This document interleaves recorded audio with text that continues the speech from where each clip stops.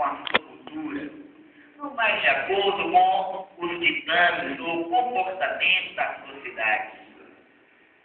Os que iam se convertendo se decidiram a viver de acordo com o ensinamento de Jesus. E houve ali um problema acerca do casamento, algumas dúvidas. Porque não era coisa comum entre eles. O homem tinha quantas mulheres quisesse, e mesmo 2 ou 3 parceiros masculinos. A mulher, já naquela época, se sentia como uma autoridade dominante, que dominava sobre o homem. O apóstolo, então, recebeu uma carta. De que maneira devemos proceder acerca do casamento? Como uma boa parte que deve saber, a igreja no começo ela foi muito perseguida. E alguns, por conta da perseguição, negavam sua fé. Porque eram torturados. E aí havia o problema de um casal ser preso, um casal de cristão ser preso. A esposa ou a noiva era torturada para que o marido negasse a fé. Ou o marido era torturado para que a noiva negasse a fé. E diante dessa realidade, Paulo fala, olha, é melhor que você não toque em mulher. É melhor que você não se comprometa, para que você não tenha essa vulnerabilidade, para que você não seja tentado a negar a Jesus, a negar a sua fé, por causa da pessoa outra que você ama.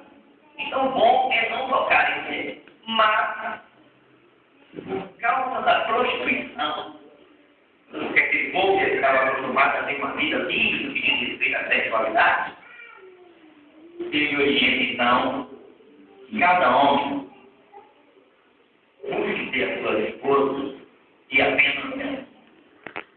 Cada mulher busque ter o seu marido e apenas ele. Paulo também fala nessa carta sobre a intimidade desse casal, como deve ser, de que maneira.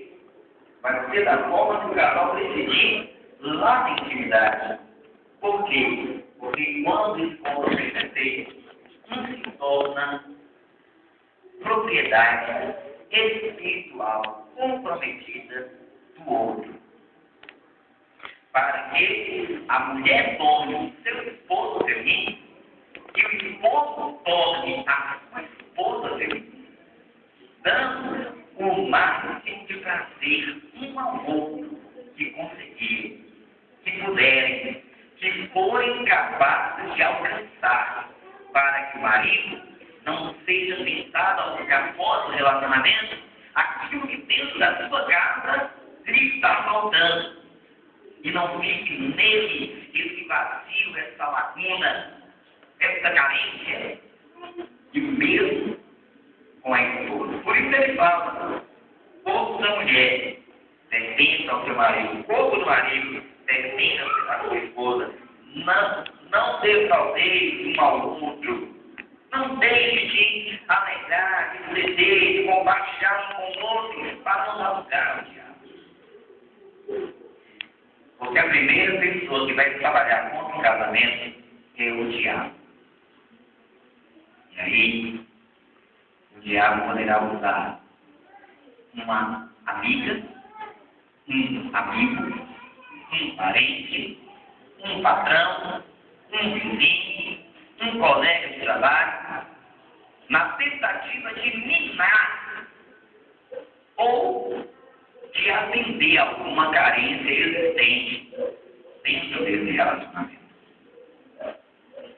E aí o apóstolo vai adiante e fala, olha, e ele fala dele, não necessariamente do Senhor, eu gostaria, preferiria que o solteiro e o viúvo permanecessem assim.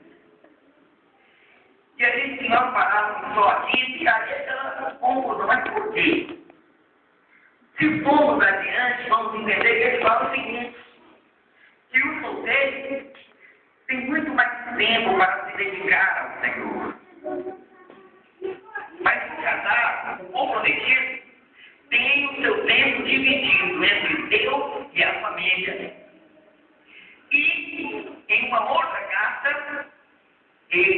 deixo claro que a família tem uma certa prioridade.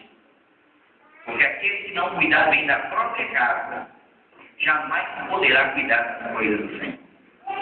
Aquele que não valorizar sua esposa, aquele que não valorizar seu filho, aquele que não valorizar seus bens, que não colocar em ordem, juízo, como poderá valorizar a Deus, que ele não vê?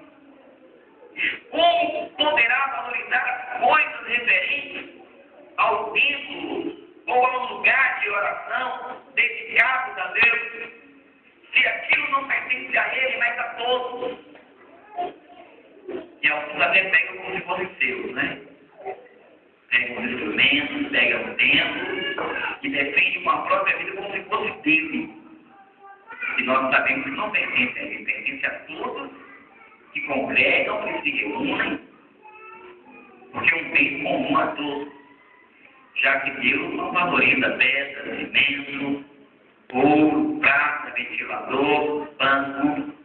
Deus valoriza pessoas. Então o apóstolo orienta, ou aqueles que estão nesse estado, a se dedicar mais ao Senhor, aproveitando a sua liberdade. Porque o casamento, ele diz, casamento, cara, não é uma prisão, mas é uma diminuição da liberdade que nós temos. A casa não poderá viver, o Edmilson poderá viver como se fosse solteiro. Haverá que prestar contas um ao outro. A questão de onde vem, de onde foi, de onde vai, com quem saiu. Algumas pessoas levam o casamento à falência porque entram nesse relacionamento e querem se comportar como se ainda fosse solteiro. Tinha aquele costume de sair a qualquer hora e não dar notícia para a mãe ou para o irmão e chegar a qualquer hora e tudo bem. Aí depois vai se casar. Se o marido chega às 11 da noite, é claro que a esposa daquele saber onde ele estava. E quando ela perguntar, ele terá a obrigação de lhe detalhar. Eu estava no colégio, eu estava com a mãe, eu estava jogando bola, eu estava na igreja, eu estava ali para orar. Porque ele deverá